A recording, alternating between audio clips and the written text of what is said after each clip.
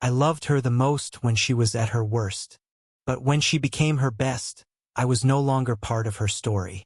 We're always told that real love is about sticking together through the hard times. But no one tells you what to do when life gets better and suddenly, you're no longer needed. In the next 60 seconds, you'll hear the story of a man who gave everything: his time, his support, his heart to help the woman he loved rebuild her life, only to be left behind the moment she found her wings. Before we get into the details, I need to tell you this: sometimes the deepest heartbreak doesn't come when someone leaves you. It comes when they outgrow the version of themselves that loved you back. We met during one of those quiet winters when life feels more gray than white.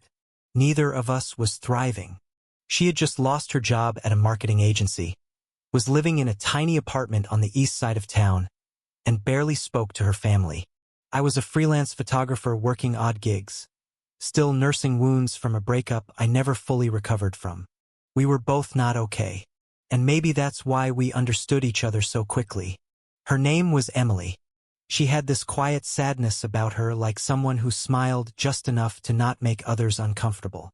Her eyes always looked like they were hiding a storm, but when she did smile for real, it was warm, gentle, like sunlight finally breaking through clouds. We met at a mutual friend's dinner party. She was sitting alone on the balcony, holding a mug of tea even though it had gone cold. I asked if she minded some company. She looked up, gave me a tired but genuine smile, and said, "Only if you don't expect me to be fun tonight." I laughed. Good. I'm allergic to small talk anyway. That night, we talked for hours about nothing and everything. About how therapy felt exhausting. About how some mornings felt too heavy to get out of bed. About how the world praises productivity but ignores pain. I told her about the time I nearly quit photography because I didn't think my work mattered. She told me about the panic attacks that made her feel like she was drowning in slow motion. No pretending. No masks. Just two people sitting in the cold, being honest for once. A few weeks later, I asked if she wanted to go on a real date, no pressure, just tacos and bad movies. She said yes. From there, things didn't move fast, but they moved deeply. We didn't fall in love like fireworks. We grew into love like a song on repeat, familiar, comforting, and impossible to skip. I didn't fall for the version of her the world wanted to see. I fell for the late-night voice notes when she couldn't sleep. The way she asked, "Do I talk too much?" right after pouring her heart out. The way she thanked me every time I remembered to buy her almond milk because regular milk made her stomach hurt. She once told me, "I feel safest when I'm with you." And in return, I built my world around keeping her safe. But what I didn't realize then was that when people finally start to heal, they don't always stay where they got better. And what happened next I never saw coming. We didn't plan to change each other. But love has a way of planting seeds in the darkest places. Started small. I suggested we start going to the gym, not to lose weight, not to become anyone new, but just to feel stronger, inside and out. First, she laughed. "You know I'm not the workout type," she said, stretching on the couch with chips in hand. But the next morning, I woke up to find her lacing up the sneakers I bought her last Christmas, the ones she never touched. "I'll go if you make the protein shake," she joked. I did. Every single day. We became that couple: morning gym, evening walks, meal prepping on Sundays. It wasn't just about fitness. It was about discipline, self-worth, and doing something together. And slowly, something shifted. Her posture straightened. Her laughter came easier. She started humming while brushing her hair, a small thing, but one I hadn't seen in years. I was proud of her. She posted her first gym mirror selfie one evening. Just a smile and day 23. Nothing flashy. But the likes rolled in. Comments too. "You look amazing. Damn girl. Keep it up." Her coworkers noticed. Guys at work started complimenting her. Even her estranged sister suddenly wanted to hang out again. And I was still there clapping from the front row, watching her rise. We still worked out together. Still came home sweaty, laughing, high-fiving in the kitchen before dinner. But slowly the we started turning into she. She got invited to a wellness brunch, then a yoga retreat, Then nights out with her fit crew. People I didn't know, who knew nothing about where she came from or what we'd been through. She'd come home glowing, full of stories I wasn't part of. I'd ask how it went. She'd smile, "It was great," and leave it at that. The same woman who once called me her safe place now didn't even notice when I stayed up waiting for her. I didn't complain. This was the version of her I prayed for, healed, happy, whole.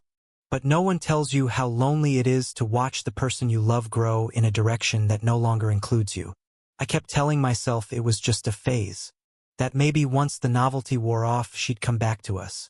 To quiet nights, to shared playlists, to take out sushi and messy kitchen counters.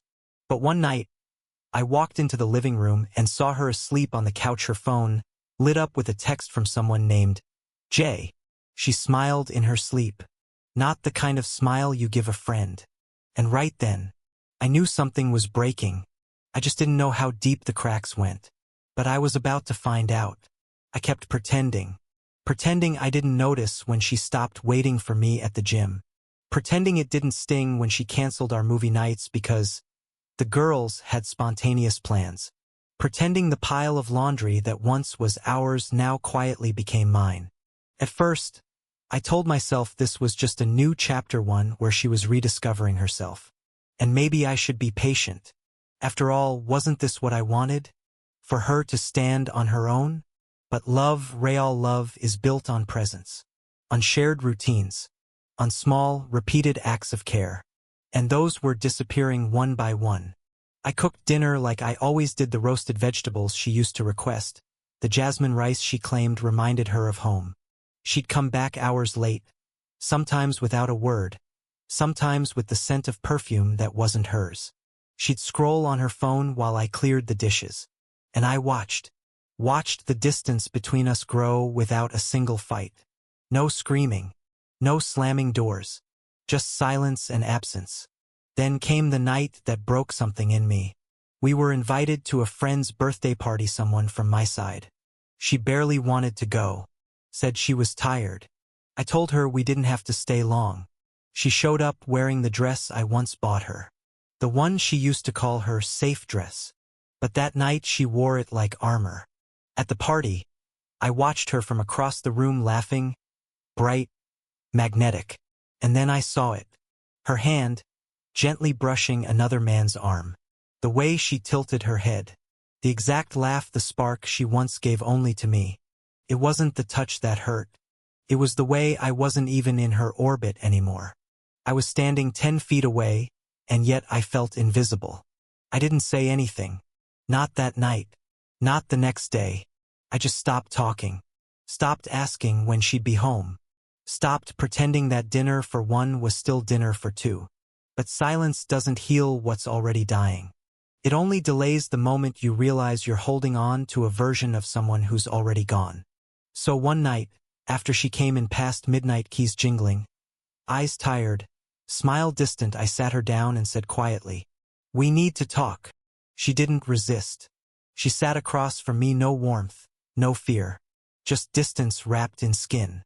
And when I told her everything, how I felt, how I missed us, how I wasn't angry but deeply alone, she looked at me and laughed. Cold, sharp laugh. "So what, Jack? You're insecure now that I'm hotter? I'm not some broken girl anymore. I don't need you to rescue me." That moment, that single sentence, shattered something I never got back. After that conversation, something shifted, not in her but in me. I didn't argue. I didn't try to explain why her words cut deeper than knives. I just nodded, quietly, the kind of nod that says, "This is the beginning of the end." We stopped pretending. The house grew quieter. We moved through rooms like ghosts, brushing past each other in hallways, sharing the same couch without sharing a single thought. No more good mornings. No more "did you eat?" Just noise from the television and the mechanical hum of a life unraveling. Sometimes, silence is not peace. It's just love that no longer knows how to speak. She stopped coming home altogether some nights. And when she did, she smelled like a place I didn't belong to. She stopped wearing her favorite perfume, the one I bought her on our first anniversary. It was like she was erasing herself piece by piece from the life we once shared. I should have asked questions. I should have begged for answers. But I was tired. Tired of being the only one trying to hold on. Then it happened. One Saturday morning, I woke up to silence, the kind that doesn't just mean absence, but finality. Something felt off. I walked to the closet. Half empty. Her dress is gone. Her gym shoes gone. Even the worn-out hoodie she always stole from me on cold nights gone. I moved to the bathroom. No more makeup brushes. No toothbrush next to mine. On the kitchen table, a note. I need to find myself. I'm sorry. No name. No love, Emily. Just 4 words that broke every piece of me that still believed she might come back.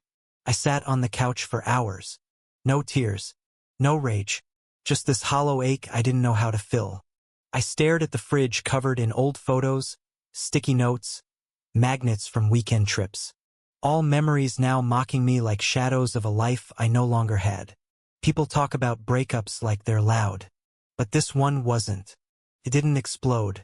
It evaporated slowly, quietly, completely. I didn't text her. Didn't call. I told myself, if she wanted to be here, she wouldn't have left like that. My life became routine. Wake up, work, eat alone, sleep, repeat. Sometimes, I caught myself glancing at the door like some part of me still hoped she'd walk back in. But she never did. Weeks later, an envelope arrived. Divorce papers. No handwritten letter. No explanation. Just a signature line and a lawyer's business card clipped to the top. I stared at it for a long time. And then I picked up the pen. Because sometimes the deepest form of love is knowing when not to ask someone to stay. But just when I thought the story was over, my phone rang. The phone rang just after 2 a.m. I stared at the screen for a few seconds. The name Emily still looked familiar but distant. Like seeing a friend from a dream you stopped remembering years ago. I answered. Silence and then crying. Not the angry kind. Not the dramatic look at me kind.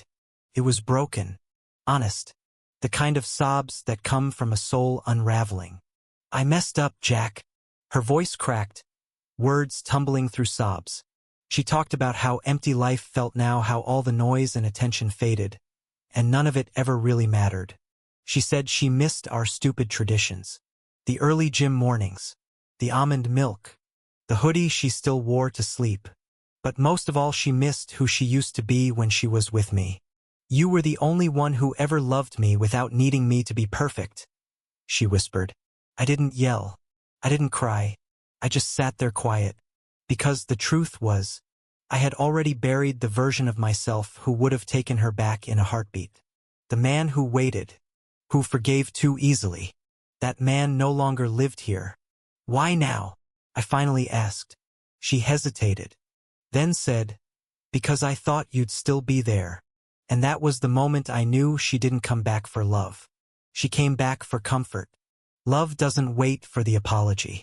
It lives in the effort, in the consistency. And she had left when effort mattered most. I told her gently, I don't hate you. I never will.